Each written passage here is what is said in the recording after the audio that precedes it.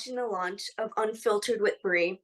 I'm your host, Brie Burke, and now with this new podcast show, and since there are so many podcast options for you all to watch nowadays, I thank you so much for being here, and I am absolutely starstruck by this opportunity. And today I am being joined with my amazing friend, Antonio, who is a director, entertainer, producer, writer, and actor, an absolute amazing person inside and out. And I can't wait for you all to meet him. Please welcome Mr. Antonio Mckay, aka Pretty Ricky Santos from the TV series SANGRE NEGRA, streaming now on Amazon Prime. Welcome, Antonio. It's so wonderful to have you here. Oh, it's wonderful to see you finally, right? Yes, it's so nice. You're one of the few hosts who has actually said SANGRE NEGRA right. You said it the right way. You rolled your R's. You're like, it's like Cuban blood in me. Yes, exactly. Definitely.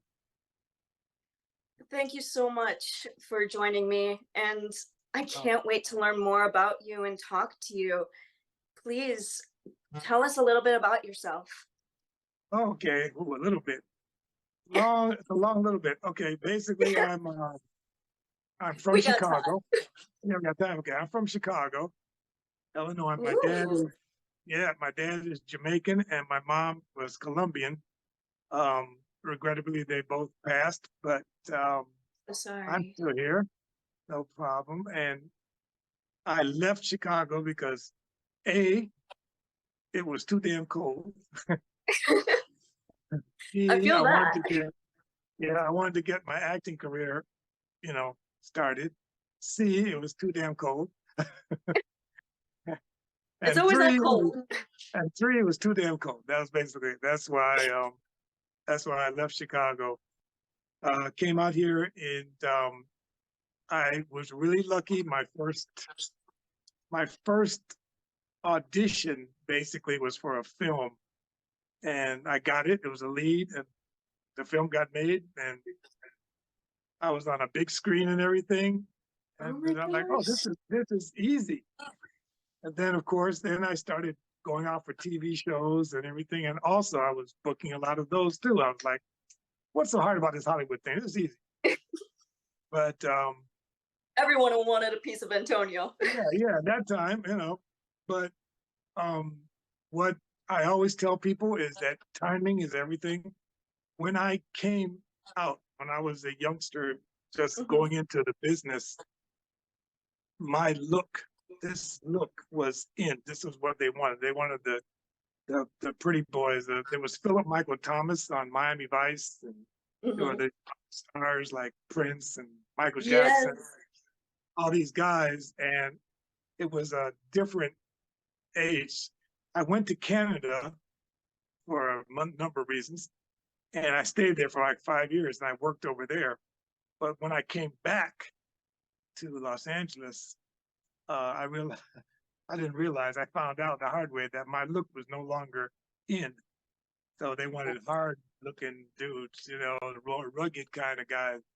And so that roller coaster that was up, went up real fast, went down real fast too. So it was a struggle for a few years, few years, a few relationships that this takes everything with you. So very true. Life comes at you fast and comes at you hard. It does. And what happened was I aged out of certain roles, like the young gang leader and all those things which I never liked anyway, but I played them because it was work. And I always was looking for certain kind of roles that I thought I could actually bring what I think I have to the screen, right? Exactly. And they weren't being offered to me, and that's another thing you learn about the business. Has very little to do with talent. It's got some, but a lot of it has to do with who you are, who you know. Again, timing. Is your type in?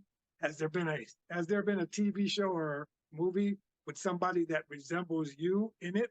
They try to get the next best thing, you know? So I was discovering that, and I had two instances that really brought it home to me. The first one was, I'm sure you know this, the vampire, the guy knocked it out of my memory. Remember the vampire movies with Kristen Scott? Yes. Okay.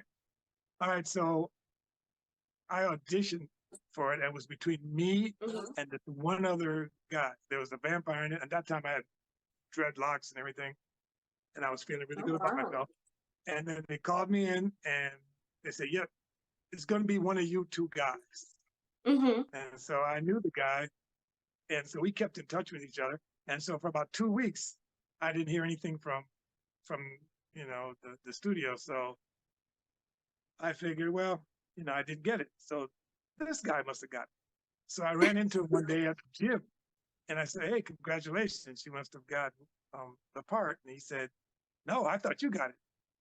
So later on, we found out they already had somebody that they Oh my wanted. gosh. And but that guy was in a contract for something else. Once that guy was able to break his contract, we were, you know, and since we had signed, yeah, you guys weren't needed anymore. Yeah. weren't needed anymore.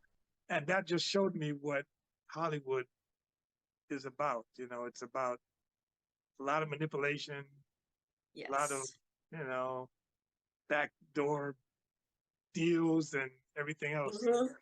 Yeah. So what got you into acting? What made you want to become an actor in the first place? Oh, okay. Oh boy, let's see.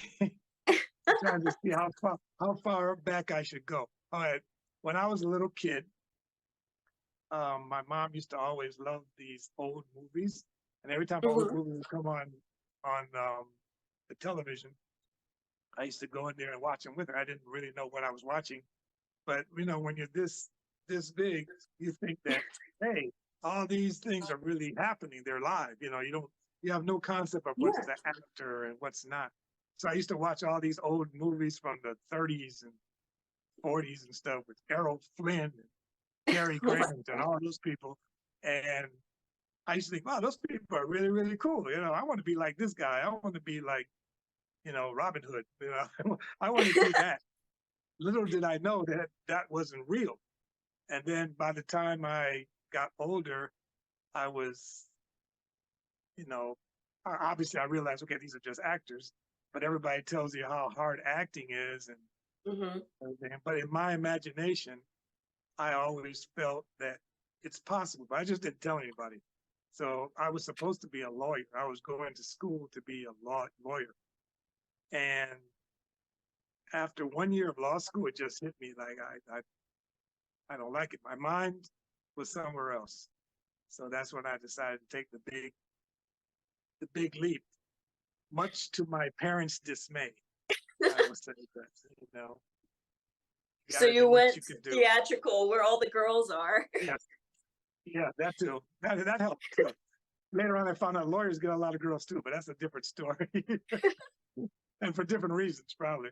But anyway, yeah, so first I tried New York, actually. I went to New York first, and I was on All My Children. I had a little role like that, and that kept me going for about a month because you don't last long in New York. Oh no, it's a revolving door in New York. Yeah, it's bad. So I said, look, if I'm going to starve, let me starve in someplace warm. So I headed out to LA. There you go. That was it.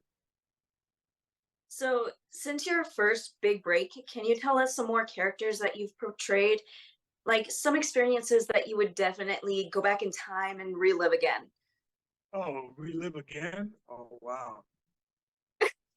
Some of your favorite characters. Oh, okay. My favorite characters. Well, I played when I was in Canada, I played this character named Sparky. He wasn't a very nice person. He was a pimp, actually. But they gave me the opportunity to put my own spin on it. And I didn't want to do the stereotypical, yo, bitch, yeah, you know.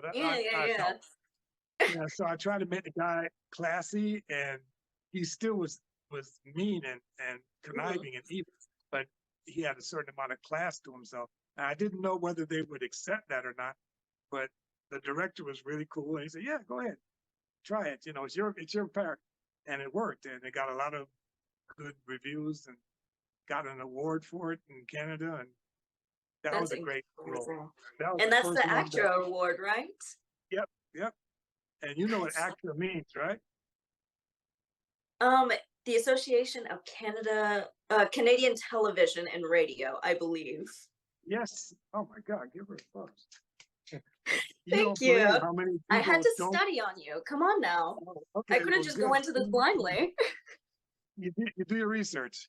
Yeah. So I got that, and that was one big break. One role I remember, I really enjoyed doing that role. Um, the Perfect Model. That was that movie I told you I got, the first movie. I haven't Mhm. done many movies, to be honest with you, but that was the first one I auditioned for, and I got it. And it's still floating around somewhere in the atmosphere. It wasn't a very good movie. It actually was a terrible movie, but I was the lead. I got to, got to kiss the Mhm. girls. I got to be the hero. I got to knock out the You bad got to have guys. the happy Yeah, ending. yes, exactly. And everything was fun. It was a lot of fun. It wasn't a very big budget. I got paid like $10,000 for the lead in the role. So that'll tell you something. But still, it was on film, and the first thing you Mhm. go, it could have been $10 million. Yeah, So, and that's a uh, great starting point. so you remember that. And from there, I've had disappointments. I was supposed to co-star in this TV show called with John Stamos. I'm Mhm. blanking on all the names of these shows. I'm sorry. It's called something about somebody interrupted. I was about to say Jessie. It's not Jessie. Uh, there's another character who's playing. Jake interrupted. There you go. Sorry, Jake interrupted. So basically, it was about this guy. He was a playboy, and he just decided he wanted to settle down. He met this girl. He wanted to settle down and stuff like that. And I was Mhm. supposed to play his friend, who was also a playboy, and we were supposed to hit all the club. I was always, and all of a sudden he changed, and I'm trying to pull him back Pull them into back the. in. Yeah, right. Yeah. But I I remember we were in wardrobe, and Mhm. the word came down that the studios wanted to speak to me and my manager, and we went Oh. to, it was at ABC, and we went in there, and they said, "Okay, we've got some news for you. We decided we're going to Mhm. go a different direction with the character." I said, "Okay." Mhm. And I looked at my manager, and she looked at me because she knew that was bad news. I'm like, "Okay." Yeah. So they said they paid me though. I got paid. I got paid more for not doing that. I got paid about almost 30 grand for not doing it because I was supposed to be Wow. signed up for at least 3 episodes, right? And but I didn't shoot it, didn't film it, and it got canceled. Haha. But anyway, got canceled Hey, after 7 episodes. karma. Yeah, yeah. So, but that taught me again, like I said, if you can control as much as you Mhm. can your destiny, your roles, Mhm. it makes a big Yeah. difference because you have no control. You could be the most talented, prettiest, most muscular, most dynamic, charismatic actor in the world. If you remind that casting person of somebody they don't like, you're You're out of the gone. game. You're gone. Right. Or if their brother-in-law is auditioning for the same role, yeah, you're gone. There's a multitude of reasons why people don't get roles. So I always tell people, don't get discouraged. It's probably not, if you've prepared yourself and you don't get a role, it's not your fault. 99%, somebody's just more to what they want. That's all. Mhm. You have two actors do things completely different, but they're both right. But you may prefer the way that person does it. The other person, the other one. and then whoever's Yeah. in the higher position wins. There you go. So, Thank you so much, Antonio. I'm sorry I have to cut this short. I would love to okay. talk to you more on Sangre Negra. Mhm. But unfortunately, since we are on Zoom, we have a You can 30-minute talk about- timeline. Oh, But well, 30 minutes. All I right. would Fine. love to have you back. And I would Okay. love to talk to you more. And I would appreciate so much more time with you. And I will be coming to LA soon. So I would love to Okay. come and meet you In in that case, person. you know how to find me, and then we can talk and we'll figure it out. Most definitely. Thank you so much. And Thank I you. truly appreciate you being here tonight. Thank you so Great much. job. Great job for your premiere. Thank you. I truly appreciate it. Okay. And I hope that you have a wonderful evening. And thank you so much to our audience listening. Thank you so much for joining us in this wonderful experience. I can't wait to see you guys next week. And our next week's special guest is going to be William Mark McCullough, an actor, director, producer, and writer. He's in various movie hits such as Sweet Magnolias, Quantum Leap, The Residents, and Cobra Kai. Cobra Kai. Yes. So join in next week, and I can't wait to see you again. And Okay. let me know.